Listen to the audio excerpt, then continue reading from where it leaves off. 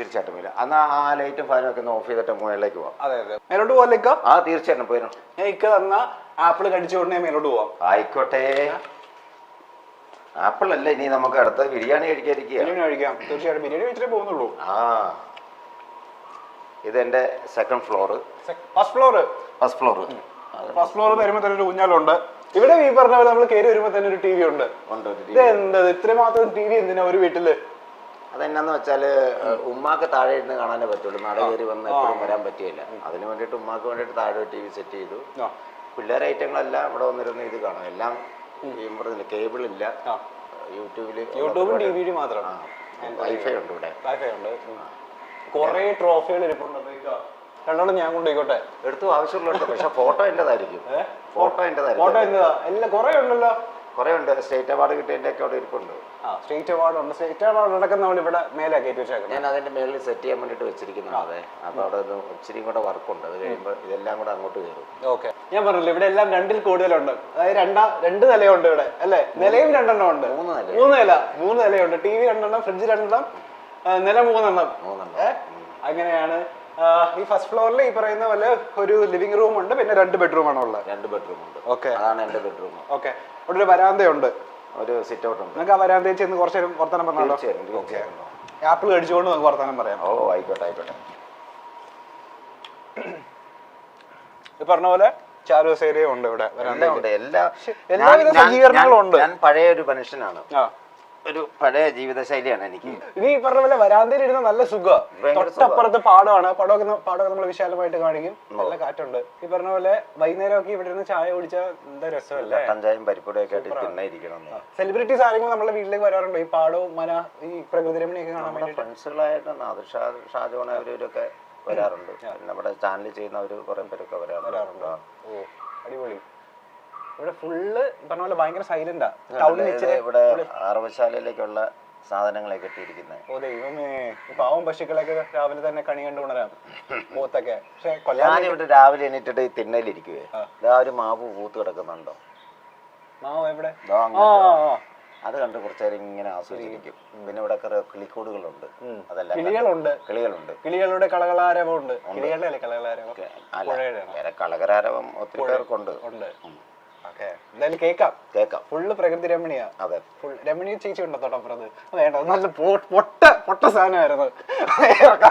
അടുത്ത റൂമിലേക്ക് പോവാം. ഇക്കയുടെ റൂം എവിടെ? ഇവിടെ ബെഡ്റൂം. ഇക്കയുടെ ബെഡ്റൂമിലേക്ക് പോകാൻ പറ്റുമോ നമുക്ക്? ഇപ്പൊ പോകാം. ഒരു 7 മണിക്ക് ശേഷം അങ്ങോട്ട് വരരുത്. അതെന്ത് പറ്റി? അന്നേരം അത്ര നടപടിയല്ലത്. അന്നേരം നിങ്ങളെ സ്വകാര്യ നിമിഷമാണെന്നാണോ? അല്ലല്ല, ഇവിടെയൊക്കെ 12 മണി 1 മണി. ഇവിടെയും ട്രോഫിയാണ് മൊത്തം കണ്ടില്ല. ഇതാണ് ഇക്കയുടെ റൂം അല്ലേ? ഇതാണ് എന്റെ റൂം. ഇവിടുന്ന് ഒരു ബാൽക്കണി ഉണ്ട്. അത് നേരെ തുറക്കുന്നത് പാടത്തേക്കാണ്. എന്റെ ദൈവം, അടുത്ത പ്രകൃതി രമണി. ഇച്ചിരി പ്രകൃതി രമണിയുടെ ആളാണ്. ഞാനൊരു പഴയ ആളാണ്. പഴയ ആളെന്ന് ഉദ്ദേശിച്ചത് പഴയതാണ്. എനിക്ക് പഴമകളാണ് എനിക്കിഷ്ടം. ഇപ്പോഴത്തെ ജനറേഷന്റെ ഒരു സ്വഭാവം അവര് ആയിട്ട് നടന്നോട്ടെ. പക്ഷെ എനിക്കിപ്പോഴും ഇതൊക്കെ തന്നെയാണ് ഇഷ്ടം. അടിപൊളി. അതാണ് ഈ കണ്ടത്തിന്റെ ഇറമ്പത്തോണ്ട് ഞാൻ വീട് വെച്ചത്. നിങ്ങൾക്ക് ബാൽക്കണിയിലേക്ക് കിടക്കാൻ പറ്റുമോ? ഇതിലെ കട്ടല് ചാടി അപ്പുറം കിടക്കണം. കട്ടിലേ ചാടാം. ചാടാൻ പറ്റുമോ? ചാടാമല്ലോ.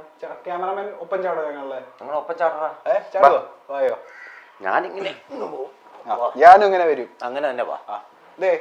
ഇതെന്താ ശ്രീ മഹാദേവ ക്ഷേത്രം സംക്രാന്തി ആദരവ്. കൊറേ ഉണ്ട്. ട്രോഫി തട്ടി ഇവിടെ നടക്കാൻ പറ്റുന്നില്ല. ഇതിപ്പോ കട്ടിലൊന്ന് കുഞ്ഞു വന്നപ്പോ മാറ്റിയിട്ടതാ. താഴെ പോയിരിക്കും. ശരിക്കും പറഞ്ഞാൽ ഈസി വേണ്ട. വെറുതെ ഈ വാതിൽ തുറന്നിട്ട് നല്ല കാറ്റാണ്. ഫുൾ പാടം. ഇത് എന്തൊരു സൈലൻസ്. ഒരു പള്ളി ഉണ്ടോ? നേരെ നോക്കിയ പള്ളിയൊക്കെ കാണാം. പള്ളി ഉണ്ടോ? അവിടുത്തെ രാവിലത്തെ ഞായറാഴ്ച രാവിലെ എനിക്കിപ്പം കുർബാനയുടെ ശബ്ദം, അപ്പുറത്ത് ബാങ്ക് വിളി ശബ്ദം, അപ്പുറത്ത് അമ്പലത്തിലെ ശബ്ദം, എല്ലാം കൊണ്ടൊരു കിട്ടുന്ന. അവിടെ തോടുണ്ട്. അവിടെ കൃഷിയുള്ളത്. അവിടെ തോടാണോ? അത് തോടാണ്. തോടിപ്പം വലുതാക്കിയതാണ്. ആ തോട്ടിൽ പോയിട്ടാണോ നിങ്ങൾ കുളിക്കുന്നത്? അല്ല, അതിവിടെ ആറുണ്ട്. ഇപ്പൊ ആരാ തോട്ടിൽ പോയി കുളിക്കുന്നവര്? രസമല്ലേ? ചൂട് കാലത്തൊക്കെ തോട്ടിൽ പോയി കിടന്നു കഴിഞ്ഞാൽ സുഖമില്ലേ? തോട്ടില് അങ്ങനെ അത്ര വെള്ളമല്ല. അത് കൃഷിക്ക് മാത്രമുള്ള. അപ്പുറം ആറുണ്ട്.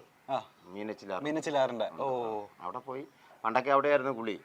കുളിയും ദേവാലയം എല്ലാം അവിടെ തന്നെയായിരുന്നു. അത് രസമായിരുന്നു കേട്ടോ. ഇപ്പൊ നമുക്ക് ആ കാലമൊന്നും കിട്ടാൻ മാർഗമില്ല. ഇപ്പം മേളിൽ നിന്ന് ഷവറിൽ നിന്ന് വെള്ളം വീണ് അങ്ങനത്തെ ഇതായിപ്പോയില്ല.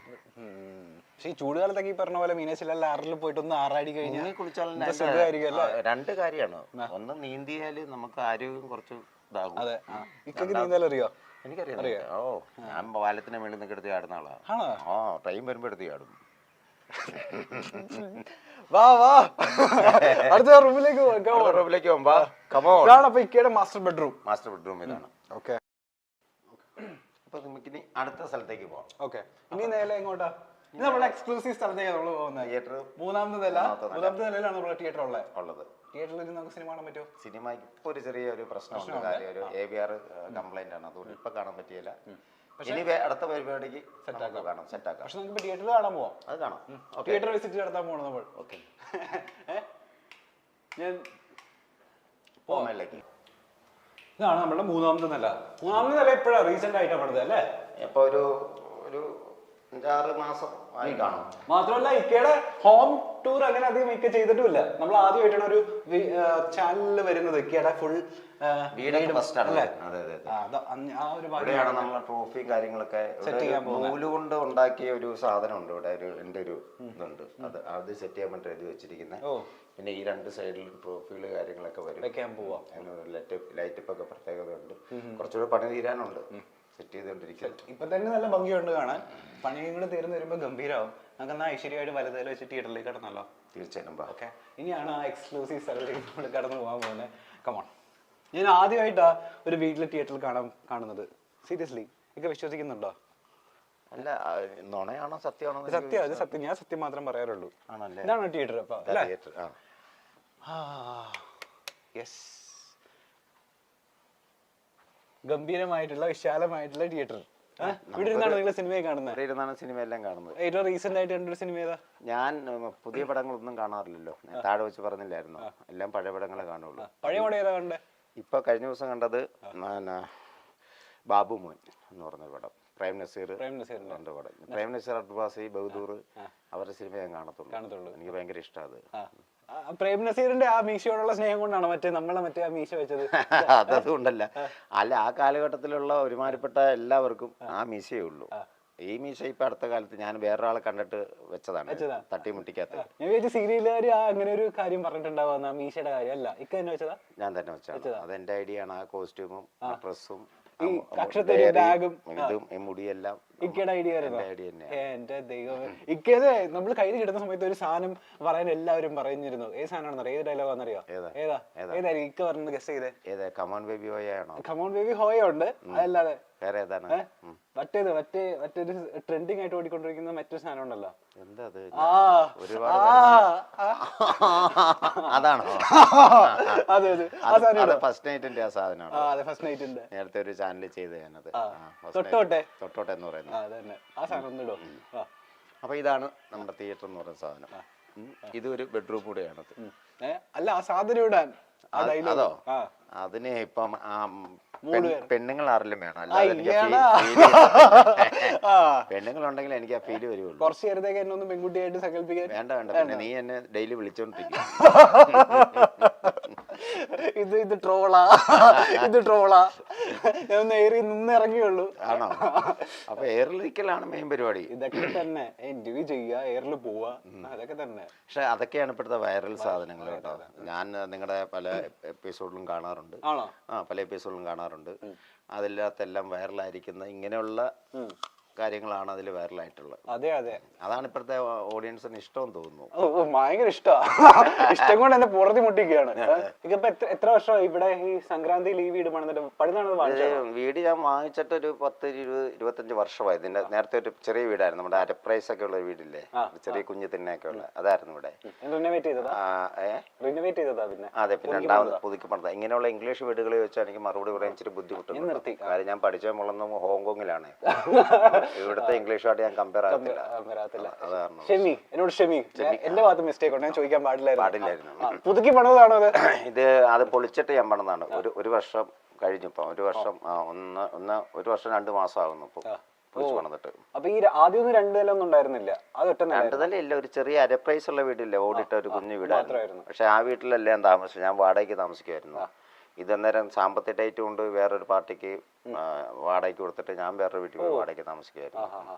അത് കഴിഞ്ഞിട്ട് ഇപ്പം ഇങ്ങോട്ട് വെച്ചിട്ട് മാറിയിട്ട് ഈ പറയുന്ന 1 വർഷം 2 മാസം ആയിട്ടുള്ളൂ. അതുവരെയും വാടകയിലായിരുന്നു.